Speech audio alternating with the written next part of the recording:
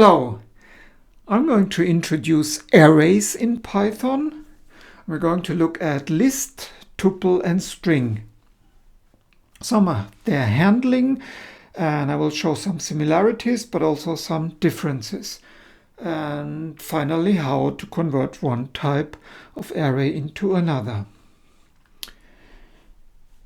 Arrays are containers for multiple items. So if we want to create one, and we start by creating a list, we give it a name. So a variable called myList is arbitrary, but just to indicate what it contains. To create a list, we use square brackets, and the members of that list are included within square brackets, separated by commas. So if we want to have a container for numbers 1, 2, 3, set up as a list, that's how we would do it. And we can check the contents by referring to that variable, executing the code. And we can see in the output 1, 2, 3 contained in square brackets, indicating this is actually a list. Now we can do very similarly, set up different types of arrays. And I mentioned the tuple. So how do you set up a tuple? You use round parentheses and put in the members separated by commas as above, say 4, 5, and 6. If this is what I want to have in this container, then referring to it as my tuple, I can see it. I created it and I can see it, round parentheses, a tuple containing 4, 5, and 6 as members. And finally, I can also generate a string, an array that contains characters. And the way to do this is to say now the variable in analogy called myString. And a string is created putting things within quotes. I use single quotes, A, B, C, D, E.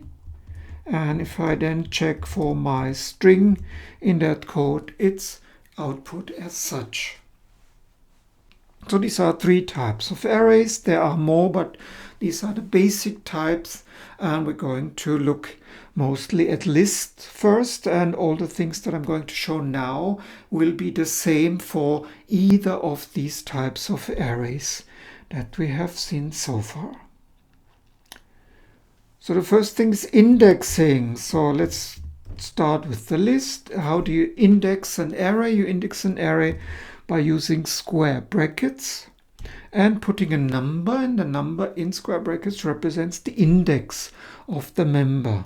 So the important thing here is Python is a zero-based language. So the first member of an array is referred to by index 0. So if we do that, myList 0 is 1, because number 1 is in first place, and similarly number 2 is in second place, and in third place index 2 is number 3. So that's one thing to get used to if you come from a language like R or MATLAB. In Python we start indexing with 0. We always know that the first member in a list will be referred to by index 0. If we don't know how many items there are in a list and we want to refer to the last one, there's a shortcut, and the shortcut is to refer to it as -1. So index of myList -1 gives you the last element of that list, which is 3. And of course, I could mention there's also a way of counting backwards, so you can also refer to myList -2, -3, but you will find out either yourself by experimenting or by reading it up in the textbook. If you refer to an index that doesn't exist because the list is not long enough, so in our case we have 3 members, so if you refer to an index called 55, which is surely not there, you will get an error. And the error message that you get is index error. It's called an index error. So you have also already something indicative, and it tells you that the list index that you tried to access, which is 55, is out of range. So there isn't an element with index 55 in that list. Now we have accessed individual items by giving their index. If we want to access multiple items in a list, this is also possible, and we use the colon notation. So colon notation, also referred to as slicing, looks like this. Let's use our existing list. It looks like this, and we want to slice. So different ways of slicing. First of all is to see all the members in a list. Using the colon notation, it would be in square brackets, you put just the colon, and it will show you all the members of that list. Now, taking part of the members, you refer to it by number. So if we give as a number 1 on the left hand side of the column, say refer to element number 1, so that index number 1 tells you you start from item number 2, so the second item in that list. So if we look at the result of this notation, you get items 2 and 3 because you've not started from 0 but from 1. And of course, if you say please start from 0, then that will be doing, although you know there's a shorthand notation for that, but that's a way of doing it. A little bit more tricky is the upper bound. So if we now do a similar thing, a my list, and then refer to starting from 0, and we don't want to go all the way to the last one, which is what we have now, but we want to go to item with index number 2. So index number 2 refers to the number 3 in the list, if you remember, 1, 2, 3. So if we execute this code, what you can see is only members 1 and 2. Why is that? Because the index on the right hand side of that colon notation is exclusive. So the last member of that list from 0 to 2, the last member is excluded. On the contrast, the left hand member 0 is included, so it's half inclusive. The left-hand side is included, the right-hand side is excluded, and it's something that needs a little bit of practice getting used to it. Maybe you can, as an exercise, try to predict what is if I refer to elements from 1 to 2, what will I get in response? Inclusive left-hand side, so item with index 1 is included, right-hand side is 2 but excluded, so I would expect to see only one number, and that is correct. You get only the item with index number 1 in this case. So like everything, that requires practice, and we're going to go to further features of arrays now. If we know that an item is in the list, like in this case the number 3, say, how can we check for its index? So without having to sort of visually count and then find out what its index is, how can we check what index does number 3 have? So we can use something which is called a method that operates on that array. So I first name my array, I take my list, and a method is applied to that list by the colon notation, by the period notation. A method is used by applying a dot or a period, and then followed the name of the method. What methods we have you can see by pressing the tab. And there's loads of them, but one thing that is interesting in this context is now the index. If you want to get the index of number 3, you just specify so in round parentheses an argument to the method index applied to that list. What is the index of number 3? It's index number 2. So you add the value as an argument. 3, what you're interested in, the index of 3 is 2, and so on. Now, of course, if you do this and you include and you search for 33, what will happen? This number is not member of your list. So if you execute searching for the index of 33, you will get an error. Because, as it says, specified in the error message, 33 is not in the list. So to avoid such an error, maybe you want to check whether it's there, but you're not quite sure, you can, rather than asking its index, you can just make a logical operation and ask, is a number in my list? And the way to do it is to search for it with in. If we're using in, and we can say 33 in, and what was it called? It was called my list, and that code will return no, it's not. So I could avoid the error by saying if 33 in my list, then check its index, right? Because I know 3 in my list is true, so I could check 3 in my list is true, and then of course if it's in that list I can find its index as we did above using the method index. Two more things that apply to any type of array that we have learned so far is the length and the count. So first let's see the length. The function to check the length of an array is to test how many members are there in an array is len, abbreviation of length. And if we just use it on our standard mylist, the function len gives you 3 or returns 3, which means there are 3 items or members in my list. Now we're going to look at count.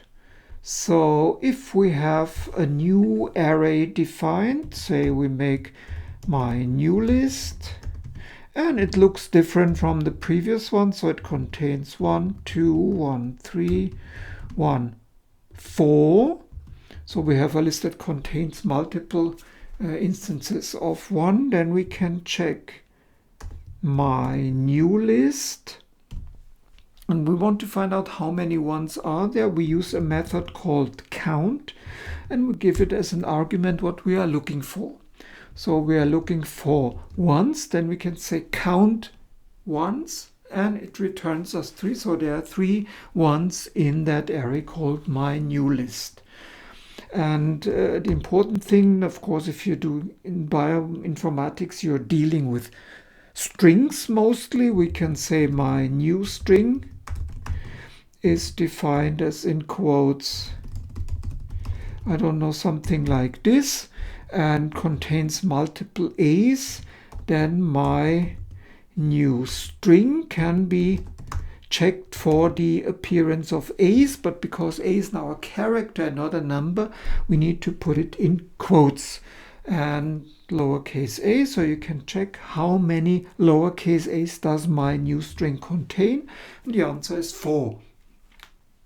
So, as mentioned before, everything that we've seen up to so far is the same for all types of arrays, like indexing and counting. And now we come for something that's different for lists and other types of arrays. And the reason there's a difference is because lists have a property which is called mutable. So lists are mutable, or if we want to refer to it, we are now talking about mutability. And mutability refers to the fact that lists can be changed. So lists are mutable, and if we say my list, take the original 1, 1, 2, 3, we want to change it, like we have 3 members, but we want to include a 4th member. We can do so by referring to that list and using a method called append. Append then takes the lists and adds whatever you have to add. So if we want to add the number 55, we can do so by appending 55 in this way as an argument to the method append. And we can then check my list, what it looks like, and after we have executed the code. We can see that this list now includes 55. We can do a similar thing if I just copy and paste the code and also append something that is not an integer. So if I want to append a set of characters, say something, I can do so, and my list now is the old thing plus a new item, which is a string called something. So these are ways of modifying the list, and because a list is mutable, this is possible. And of course, adding something to it is one way of modifying. A different way of modifying is taking members out of it. So if we just keep the current appearance of the list at the top, we can see it's 5 members there. And what we can do is 2 ways of removing an item from a list. First thing is we remove by value. So we refer to the list, it's called my list, and then we say we want to get rid of something. So one method is to use remove. And if we say remove, we need to refer to the value that we want to have removed. So like if we want to have something removed, we can do so by referring to it specifically in quotes. In this case, I can use double quotes because they're interchangeable, and I can then check what my list looks after that operation, and we can see something has been removed. So we're left with 4 members, which are the integers 1, 2, 3, 55. So the second way of removing something from a list is to remove it by referring to its index. We can see 55, that's surely an odd thing that doesn't belong there, and we want to remove it from my list. So instead of remove, we can refer to its index, but that's a different method. It's the pop method. So we don't know its exact index, we don't want to count, just the last member. Take that away, you refer to the last member by -1, and that index applied to my list will then take away that last member. As usual, we check it in this way, and we can see after removal of 55, the last member of that list, we are left with the original, which was 1, 2, 3. So these are all nice things, and as I said, something that cannot be applied to tuple or strings, because tuple and string are immutable. Once you have set them up, you cannot change them. You cannot append an item, you cannot remove an item, and you cannot insert a thing, and you cannot reorder them. So if you try, let's just try it. Let's just try what we did so far and apply it to actually test what I just claimed. Take my tuple and say pop the last item, and you'll see we get an error. So trying to remove something from a tuple is not possible.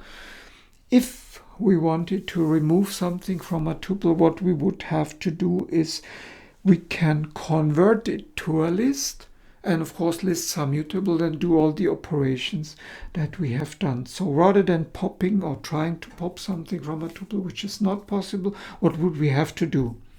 So let's specify my tuple. This is 4, 5, 6, and we want to add something to it, say as an example of changing it.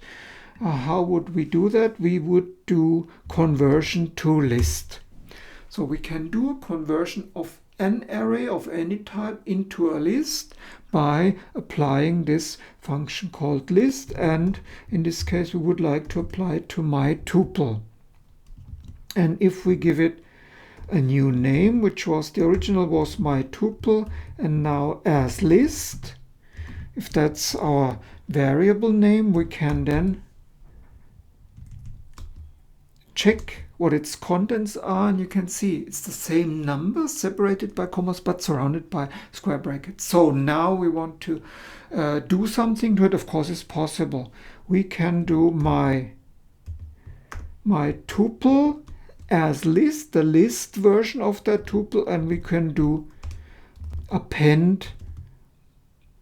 And I don't know if we want to see the number 55 at the end, we can do so. And checking what the contents is, of course now 55 has been added, so you can see it at the end there. Task for you, how will you get this now back into a tuple?